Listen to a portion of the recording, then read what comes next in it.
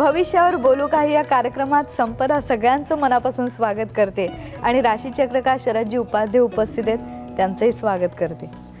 आपण आता ग्रहांचे योग पाहतो, मग त्या योगांना वेगवेगळी नावं का आहेत, वेगवेगळ्या अंशातल्या अंतराचं त्यांचं काहीतरी म्हणणं आहे आणि म्हणूनच त्यांचं फलित सुद्धा वेगवेगळं आहे। आज आपण केंद्र योग या विषयाला हात घालणार आहोत। ग्रह हे किती अंशाने दुसऱ्या ग्रहाशी मैत्री करतं किंवा शत्रुत्व पत्करतं हे जाणून घेऊया आजच्या केंद्र योग या आपल्या विषयामध्ये।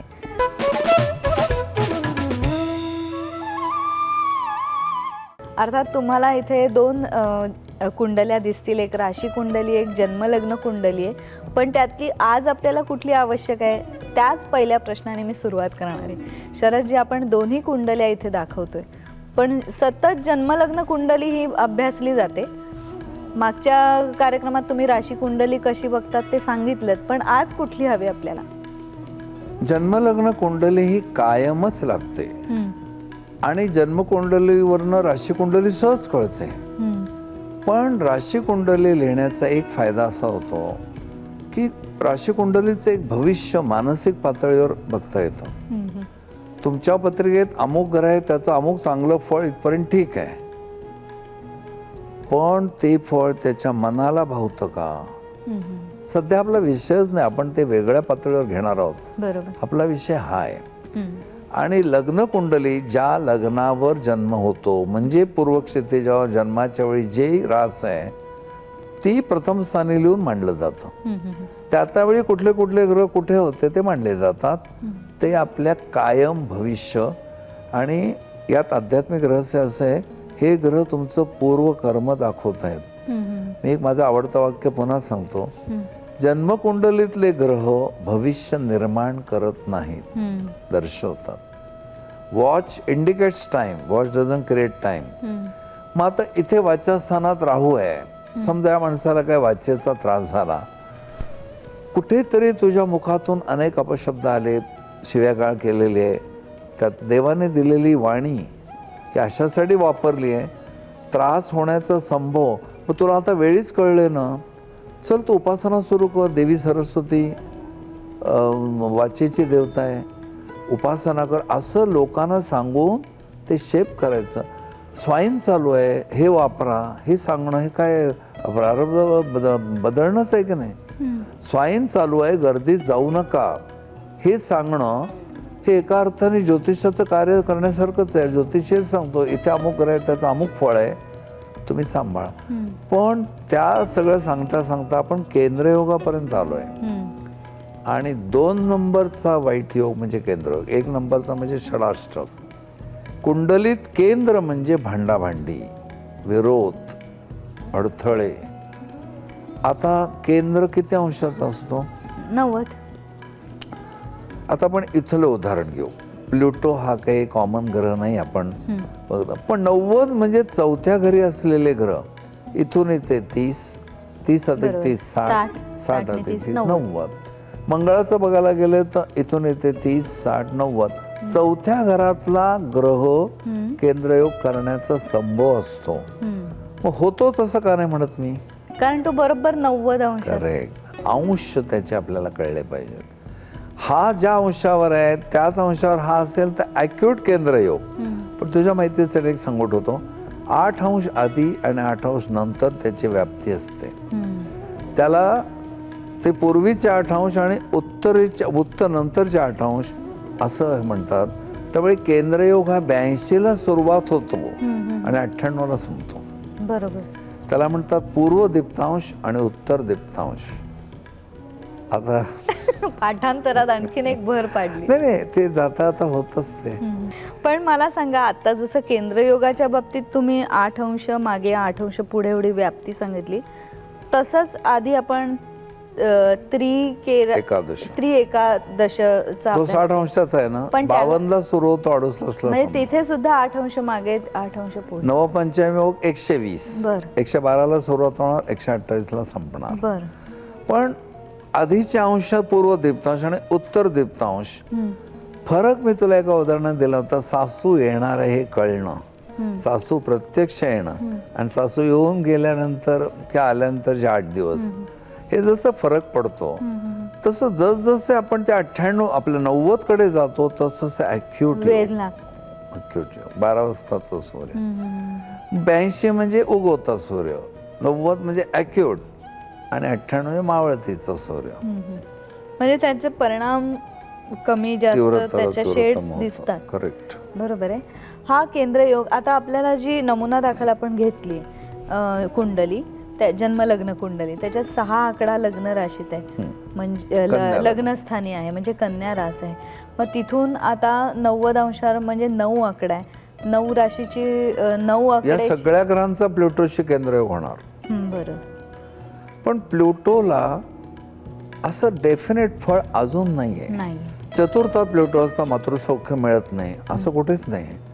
पण तो ग्रह आहे सामूहिक परिणाम, सामुदायिक परिणाम करणारा. काहींचं म्हणणं तो आपल्या सूर्यमालिकेतला नाहीये. बर आपली सूर्यमालिका नेपच्यूनला एंड होते, बर पण प्लुटो हा सूर्याभोवती प्रदक्षिणा करतोय, त्यामुळे आपल्याच ग्रहमालिकेतला आहे पण खूप दूर आहे. उद्या तू अशी जर बातमी वाचलीस, अमेरिकेमध्ये खुनी मोकाट सुटलाय, तर तू मुलीला सांगशील घराबाहेर पडू नको, तिकडे आहे तो 10,000 मैलावर आहे. तसं ह्याचं डेफिनेट फळ नाही, गोचरीचं पण नाही आणि मूळचं पण नाही. पण योगापुरतं यांचे केंद्रयोग होऊ शकतात. हे सगळे ग्रह ज्या अंशावर आहेत त्याच अंशावर किंवा 8 अंश पुढे 8 अंश मागे प्लुटो असेल तर केंद्र होतं. मंगळ ज्या अंशावर आहे त्याच अंशावर शनी केतू असतील तर ॲक्यूट 90, पण 82 ते 98 पर्यंत पूर्व उत्तर दीप्तांश आहे, म्हणजे फळ आहे त्याचं. जसं त्रिरेकादशीला आपण 3रं घर पाहिलं ना, केंद्राला 4थं घर. पण असं लगेच सांगू नका मंगळ शनी. त्याला तर आणखी गंमत सांगतो. तू म्हणशील काय यांचं आहे कोणा, पण गंमत सांगतो. गंमत म्हणता आणि काहीतरी पुढे अभ्यास असतो, मला माहिती. हा मंगळ असं गृहीत धर की 1 अंशावर आहे आणि हा इथे शनी आहे, हा 25 अंशावर आहे. तर मकर 1 ते मेष 25 तू मोजून बघ. 1 ते 1 30 अंश, इथे 1 ते 1 आणखी 30 अंश, इथे 1 90 अंश आणि वर 25. म्हणजे हा नवपंचम युगाकडे जातो. दिसायला केंद्र असलेला कधी कधी नवपंचम होतो आणि दिसायला त्रिरेकादशी असलेला कधी कधी केंद्रयोग होतो. पण हा भाग आत्ता नको. तुझी अवस्था पण मला पाहायला पाहिजे, युवा मृत काय आहे ती. तर आत्ता तुझी अवस्था थोडी वृद्धावस्थेकडे थकलेली वाटते. आपण ते अंशाचं गणित आत्ता नको. केंद्र योग 2 नंबरच्या प्रतीचा वाईट योग आहे. ज्या 2 ग्रहांचे केंद्रयोग होतात ते शुभ ग्रह असले तरी मिसअंडरस्टँडिंग होतात, मारामाऱ्या होतात. उदाहरण घे, चंद्र आणि गुरु यांचा केंद्र असेल तर मनाला अतिशय त्रास होणं हा भाग होतोच. मंगळ आणि शनी यांचं केंद्र असेल तर बघायलाच नको, शुक्ल कष्ट मागे लागलेत. एखाद्याच्या लग्नी रवी असतो आणि इकडून शनीकडून त्याचा षडाष्टक होतो, अजून वेळ आहे. कायम तब्येतीबद्दल तक्रारी होणं असे लोक पाहिलेच तू. टेन्शन, हे झालंय ते झालंय ते झालंय, भीती वाटते सारखं. शरीराच्या आरोग्याची त्यांना आनंदच न मिळणं, याला पूर्वकर्मानुसार ते कारण असतं की त्यांनी कोणाचं तरी हे बिघडवलंय मनस्वास्थ्य. असं आपण षडाष्टकाचं पाहिलं. केंद्रामध्ये पण फळ चांगलं मिळत नाही. म्हणजे मी समजा तुम्हाला एक उदाहरण विचारलं की मंगळ आहे आणि राहू आहे 90 अंशावर, तर त्याचं काय फलित असेल? त्याच्या आधी कॉमन माणसाला समजेल असं आपण एक उदाहरण घेऊया. घरोघरी तरुण मुली आहेत. एखाद्या मुलीचा शुक्र पंचमात आहे आणि हर्षल अष्टमात आहे. शुक्रासारखा नाजूक, तारुण्याचा, प्रणयाचा, सगळा कॅरेक्टरचा ग्रह हर्षलासारख्या रूढीबाह्य ग्रहांनी बिघडवलाय. तर तुला ह्या ज्या प्रवाहपतीत मुली दिसतात, आई वडील पण काळजी करत नाहीत की बाबा आपली मुलगी कशी राहते, कशी वागते, काय ड्रेस घालते, कोणाशी बोलते, काही काळजी केली जात नाही. आणि एखाद्या वेळी एकदम त्या मुलीवर वाईट प्रसंग येतो. शुक्र हर्षल केंद्रयोग असणाऱ्या तरुण मुलींच्या आईवडिलांनी सतत सावध राहावं. शुक्र हर्षल हा केंद्रयोग लिटररी प्रेग्नन्सी बिफोर मॅरेजचा पण असतो. आता याने लगेच घाबरून जायचं कारण नाही. एखाद्या मुलीचा शुक्रही मृत आहे आणि हर्षलही मृत आहे तर मग काय कारण नाही. पण शेवटी शुक्रावर शुभ योग व्हावेत. व तरुण आपण आहोत, लग्नाच्या मुली आहोत, चांगल्या व्यक्तीशी कॉन्टॅक्ट यावा, चांगलं घराणं असावं, आईवडिलांची इच्छा चूक नाही. तीच गोष्ट कदाचित मंगळ शुक्राच्या केंद्रयोगाने पण होईल. म्हणून तुम्हाला मंगळ राहू विचारलंच ना, ते सामान्य बाबतीत नाही घडणार, राजकारणी लोकांच्या बाबतीत वगैरे घडेल. पण डे टू डे लाईफमध्ये आमच्या मुलाच्या गुरुवर हर्षलाचा केंद्रयोग आहे. गुरु विद्यार्जनाचा कारक आहे. हा मुलगा कुठल्या तरी व्यसनाच्या नादी लागून कोणाच्या तरी वाईट संगतीत जाऊन अभ्यास करत नाही आहे. मग शाळेत जातो असं सांगून कित्येक मुलं जात नाहीत. काय काय प्रकार घडतात. आता आणखी मोठ्या लोकांच्या मध्ये मोठे प्रकार घडतात की एक कोणतरी मुलगा पवार नावाचा आणि वडील वारलेच असं सांगून गेला आणि थोड्या वेळाने त्याचे वडील शाळेत आले. तर हेडमास्तर म्हणाले त्याचे वडील वारले म्हणून ते लवकर गेले. ते वडील आले होते स्वतः तिथे. थापाथापी करणं. आम्हाला कळतं की इथे सावध राहायला पाहिजे. गुरु हर्षल केंद्र निश्चय त्याच्या विद्याभ्यासामध्ये अडथळे येत असणार, पण हर्षल रूढीबाह्य आहे, त्यामुळे तो घसरण्याचा संभव. त्याच्या उलट दोन शुभग्रह घेऊ, गुरु आणि चंद्राचा केंद्रयोग. विद्याभ्यासात मनच लागत नाही. मग मुलाला प्रेमाने विचार, तुला कुठला विषय जड वाटतो, ट्युशन ठेवायची का? पण नेहमी आई वडील जे भूमिका कधी कधी घेतात ते हिटलरच्या असतात. तुला तू भीक मागणार, तू अमुक करणार, तू हॉटेलात कपाशा विसरणार वगैरे. त्यावेळी आपण बोलून जातो, पण त्या बालमनावर परिणाम होतो. गोडी गुलाबीने समजून, तुला अडचण काय आहे, गणिताची आहे का? ठीक आहे, आपण गणिताची ट्युशन ठेवू. दोन शुभग्रहांचे केंद्रयोग जर वाईट फळं देतात, अशुभग्रहांचे देणारच. आता आपण दुसरा विचार करू. इथे हर्षल आणि इथे मंगळ आहे. मंगळ हर्षल केंद्रयोगाने केवढा भयानक ॲक्सिडेंट होण्याचा संभव आहे. तुझ्याकडून तरी काळजी घे. फार ड्रायव्हिंग करायचं, हिरोगिरी करायची, मोटरसायकल चालवायची, फटाफट आवाज करत जायचं. कशाला करतो? हर्षलाकडे दयामाया नाही. ॲक्सिडेंट होण्याचे योग ही इंडिकेशन मिळाले की कॉशियस राहावं. म्हणजे केंद्रयोग शुभ असोत अशुभ असोत ते निश्चय वाईट फळं देणार. कुठून देतील, कुठल्या स्थानात आहे त्याच्यावरून. पण तीव्रता अवस्थेवर ठरवा. बाल आहेत, वृद्ध आहेत का युवा आहेत, तर पण तीव्रता कमी अधिक करा. एखाद्याच्या अपघातात नुसतं खरचटतं, पण एखाद्याचे दोन तुकडे होतात अपघातात, असे आपण पाहिलेले आहेत. मगाशी मी तुम्हाला विचारलं की गुरु आणि बुध यांच्यात जर केंद्रयोग असेल तर तरीही वाईट फलित आहे. गुरु आणि चंद्राचं तुम्ही सांगितलं की चांचल्य मनाचं आणि विवेक हरवणं. बरोबर. गुरु आणि शुक्राचं पण तुम्ही सांगितलं की प्रणयाधीन होऊन पाय घसरणं. नाही, ते हर्षलाचं सांगितलं मी.